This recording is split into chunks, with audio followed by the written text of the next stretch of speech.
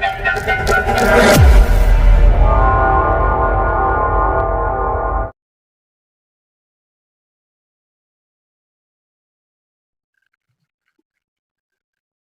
Students, so I welcome on to my YouTube channel Rathore classes with Jagans. आप लोग के class 11 के बारे में पढ़ा रहे थे, उसका पहला और दूसरा चैप्टर खत्म हो गया है। अभी पढ़ने ही स्टार्ट किए थे, अब पहला दूसरा चैप्टर खत्म हो गया है। तो पिछले वीडियो में बोले थे, दूसरा के लास्ट वाला वीडियो में, कि आगे कौन सा चैप्टर स्टार्ट होगा, तीसरा चैप्टर स्टार्ट होगा। तो आज आपके सामने क्लास 11 का तीसरा चैप्टर पढ़ाने वाले हैं, ठीक है। अब कंटिन्यू इसी को चलाएंगे, ये खत्म हो जाएगा तो फिर देखा जाएगा बॉटनी होगा या जूलॉजी होगा, वो ऐसा बाद में देखा जाएगा, ठीक है। तो तीसरे चैप्टर का नाम क्या है? पादप जगत। तीसरे चैप्टर का नाम क्या है? पादप जगत। जैसा कि हम वर्गीकरण में ही पढ़े थे कि सभी जीवों को अलग अलग जगत में बांट दिया गया, जैसे मोनेरा जगत, प्रोटिस्टा जगत, कवक जगत, पादप जगत और जंतु जगत। तो मोनेरा जगत, प्रोटिस्टा जगत, कवक जगत तीनों एक चैप्टर में पढ़ लिए, ठीक है। और पादप जगत फिर अलग चैप्टर में है और जंतु जगत फिर अलग चैप्टर में है। तो आज हम कौन से चैप्टर के बारे में बात करने वाले हैं? पादप जगत के बारे में। क्लियर है? इसी को बोलते हैं प्लांट किंगडम। क्या बोलते हैं? Plant kingdom. तो सबसे पहले इसके परिचय के बारे में जानेंगे, उसके बाद एक एक करके इसके टॉपिक को खत्म करते जाएंगे। क्लियर है यहाँ तक? ओके। तो जैसे कि नाम से ही समझ में आ रहा होगा, पादप जगत। पादप जगत कहने का मतलब पेड़ पौधों का जगत। इसका अर्थ क्या हुआ कि इस जगत के अंतर्गत धरती पर या दुनिया में, पूरे विश्व में जितना भी तरह के पेड़ पौधा होता है उसके बारे में हमको पढ़ना है कि पेड़ पौधा आखिर कैसा होता है, उसका क्या किस प्रकार का पेड़ होता है, ठीक है ना। और उसमें क्या क्या होता है, सारा कुछ, निवास स्थान क्या है, जनन क्या है, पोषण क्या है, उसमें क्लोरोफिल कैसा होता है, उसका कोशिका वृद्धि कैसा होता है, यानी कि पूरा डिटेल लेने वाले हैं एक एक करके सारे पेड़ पौधा में। क्लियर यहाँ तक? ओके। तो सबसे पहले हम बात करते हैं वर्गीकरण पद्धति के बारे में या वर्गीकरण तंत्र के बारे में। तो वर्गीकरण तंत्र क्या है? अलग अलग साइंटिस्ट आया और जब पेड़ पौधों को देखा तो उसके अलग अलग गुणों को देख करके अलग अलग भागों में बांट दिया। जैसे पहला तंत्र है कृत्रिम तंत्र। पहला तंत्र क्या है? कृत्रिम तंत्र। कृत्रिम तंत्र को मतलब क्या हुआ? कृत्रिम जिसे मानव अपने ने बांटा हो, ठीक है, इस तंत्र को बनाया हो, उसको कृत्रिम तंत्र कहते हैं। इसका आधार देखिए, कृत्रिम तंत्र का आधार क्या था? आकारिकी के गुण। कृत्रिम तंत्र का आधार क्या था? आकारिकी के गुण। आकारिकी का मतलब क्या होता है? बाहरी संरचना। जब हम पेड़ पौधों को बाहर से देखते हैं तो उसकी बाहरी संरचना कैसी दिखती है, इसी का अध्ययन क्या कहलाता है? आकारिकी कहलाता है। तो कृत्रिम तंत्र का आधार क्या था? आकारिकी गुण। जैसे प्रकृति हो गया, रंग हो गया, पत्ता का संख्या हो गया, आकृति हो गया, यही सब तो हमको बाहर से दिखता है। क्लियर? इसी के आधार पर किया था। और कृत्रिम तंत्र का वर्गीकरण किसने किया था पूछेगा तो कैरोलस लिनियस ने किया था। किसने किया था? कैरोलस लिनियस ने। अब बात करते हैं, ये जो कैरोलस लिनियस थे, इन्होंने अपना एक आधार माना था किसको? कायिक गुण तथा पुमंग के रचना को। कैरोलस लिनियस ने अपना आधार किनको बनाया?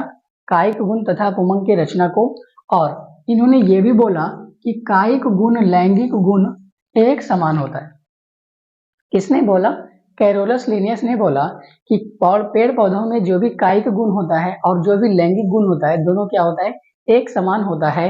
एक समान को मान्यता दिया गया, लेकिन ये गलत है। लेकिन क्या ये गलत है? कैसे? देखिए, वर्तमान समय में इसकी मान्यता नहीं है।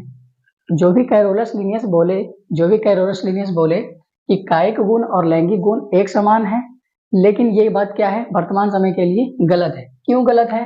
क्योंकि कायिक गुण में पर्यावरण के अनुसार बदलाव होते रहता है। कायिक गुण में पर्यावरण के अनुसार बदलाव होते रहता है, इसीलिए इसके मान्यता नहीं दिया गया। क्लियर है यहाँ तक? ओके।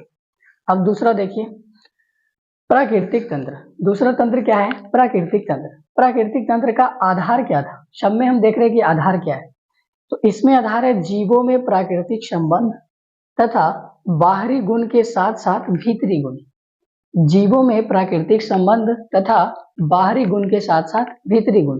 इसका मतलब क्या हुआ? प्राकृतिक मतलब क्या होता है? नेचुरल तरीके से, प्राकृतिक तरीके से, ठीक है। तो जीवों में प्राकृतिक संबंध क्या है? दो अलग अलग पेड़ पौधों के बीच में क्या प्राकृतिक संबंध है, या दो अलग अलग जीवों के बीच में क्या प्राकृतिक संबंध है? उसका अगर हम बाहरी गुण देख ले या उसका भीतरी गुण देख ले तो उससे क्या कहला जाएगा? प्राकृतिक तंत्र कहलाता है, उसी का आधार बनाया था ये। ठीक है, जैसे में क्या हो जाएगा, रचना कि उसका रचना कैसा है, शरीर उसका शरीर कैसा है, भूर्ण विज्ञान उसका भूर्ण क्या है, कैसा है। ठीक है, और पादप रसायन, ये अलग अलग पादप में किस प्रकार का रसायन पाया जाता है।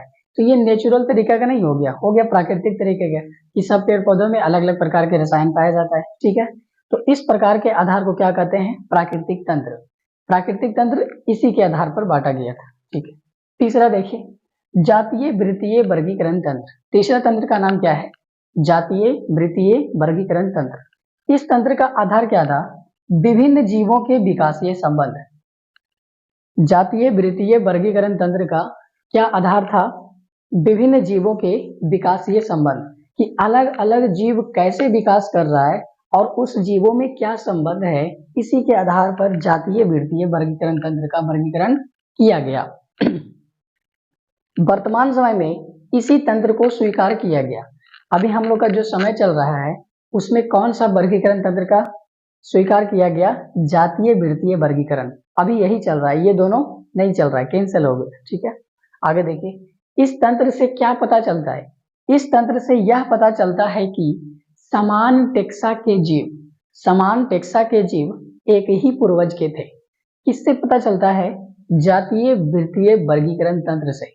इससे क्या पता चलता है कि समान टेक्सा के जीव एक ही पूर्वज के थे, समान टेक्सा के जीव एक ही पूर्वज के थे। क्लियर यहाँ तक, ओके। आगे देखिए, इस तंत्र को 3 शाखा में बांट दिया। इस तंत्र के 3 अलग अलग शाखा होते हैं। ठीक है, पहला है संख्यात्मक, दूसरा है वर्गीकीविद और तीसरा है क्रोमोसोम। तो इसको भी अलग अलग तरीके से देख लेंगे। ये किसका है, यही है जातीय वृत्तीय वर्गीकरण तंत्र है ना, इसी का 3 अलग अलग शाखा है। ठीक है, तो ए में देखिए संख्यात्मक वर्गीकरण।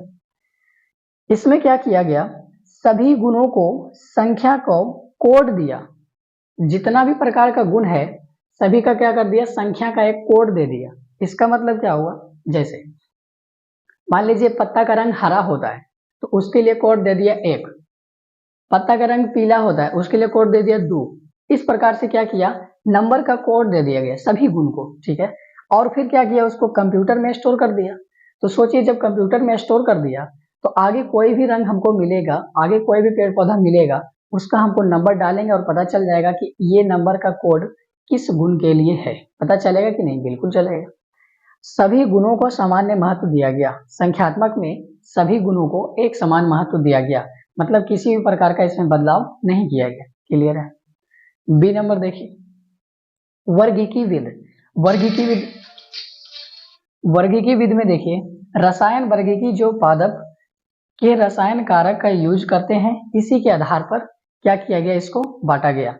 1 मिनट, फोन आया रनिंग के लिए।